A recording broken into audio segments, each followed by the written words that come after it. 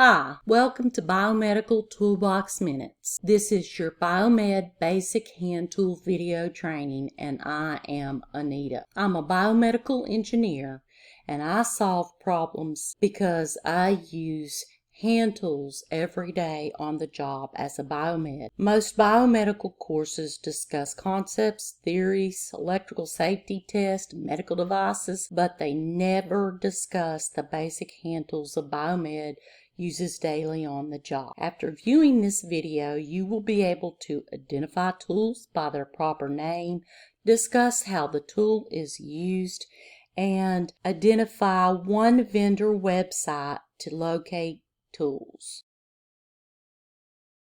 Welcome to Grainger's. We are taking a virtual field trip in the Wilmington, North Carolina Grainger store, and I have also included their website link in this video. And this is how the Grainger website looks. Before we get started on discussing tools, as biomeds we work on small electrical parts. It's important to remember we may need tools that will provide us with protection from electrical static. Insulated tools protect you from electrical shock due to live wires.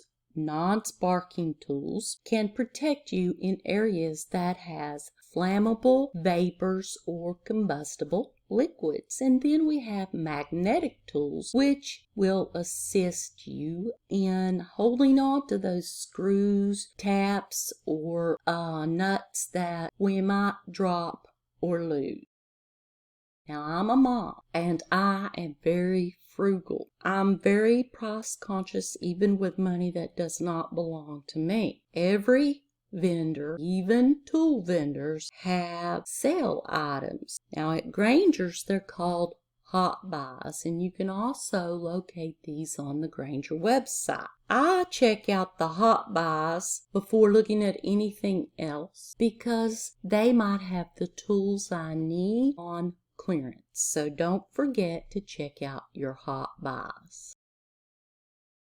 Now it's tool time. In this image, you will see 3 of just over 40 different types of hammers. Hammers have heads, handles, and claws. They drive, shape, pull, or break things. The claw can be used for pulling nails or separating things. The mallets you can see in the image is black. It's one of the most used hammer in healthcare on devices such as surgery tables.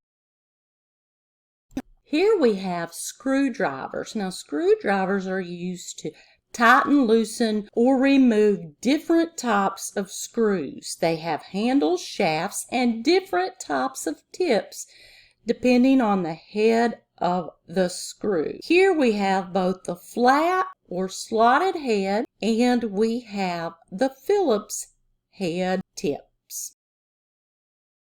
You see nut drivers. Now, nut drivers are used to tighten, loosen, or remove nuts and bolts.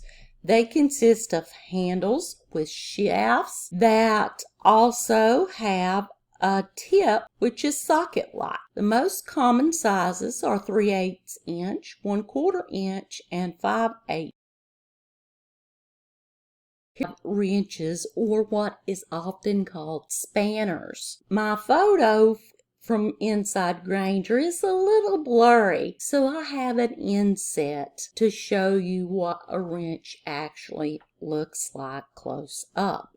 They consist of handles with shafts that have an open end on one side or an open end on the other, or sometimes a closed end, which is called a box end. And they provide grip or apply torque to turn an object. Now, this is a multi-bit driver, and this tool is just pure magic because it is many tools in one. They have a smart compartment that hide bits, and these bits are interchangeable that you can use on the end. The end can also be used as a nut driver. You may not have time to grab your whole tool bag, and if you are going to look at a piece of equipment and you don't know what type of screws it has in it, this multi-bit driver is a lifesaver.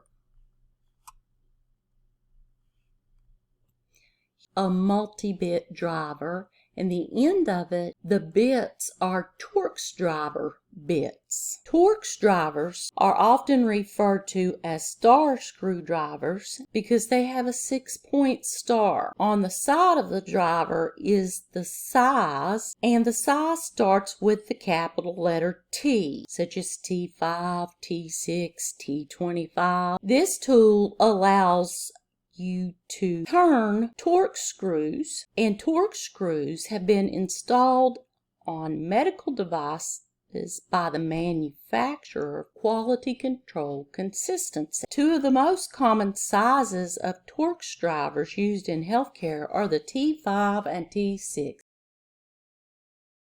Now we're getting into some good stuff. These are hex keys or Allen keys, and they drive bolts or screws with hexagonal shaped heads. They have a long shaft for holding and a short shaft to apply greater torque. The Allen name is a registered trademark of Allen Manufacturing Company in Ohio. Wire strippers are used to remove insulation from around electrical wires or cables. They can also be used to crimp electrical terminals. They have sizes for varying gauges of wire in one pair of wire strippers. The most common use in healthcare is stripping insulation from wires in a power cord to replace a hospital-grade plug. Here we have pliers, and they hold things. They're like tongs. They consist of a handle, a head, and a pivot. In this photo, you see needle nose pliers, and there are many different types of pliers on the market. These have grips which protect against electrical shock. Finally, we have razor scrapers, and they are used to remove labels or adhesive or any type of residue on a medical device. You use these, sometimes you can use these on a daily basis. Of course, there are many different tools that you will use on the job. This video was to introduce you to just some basic hand tools and one vendor, Grainger, with the Grainger website. Photos of the basic hand tools and their uses are hammers, screwdrivers, nut drivers, wrenches, multi-driver, Torx wrenches, hex keys, wire strippers, pliers, and of course razor scrapers. In this photo you have two multi-bit drivers, one shorter and one smaller. The shorter ones are called stubby, and you have a stubby claw hammer. And the little yellow tool there removes O-rings from medical devices. You pull and lift them up. We didn't discuss that, but I wanted to identify this to you. It is critical for your reputation as a biomed to know the correct name of the tools and how they are used.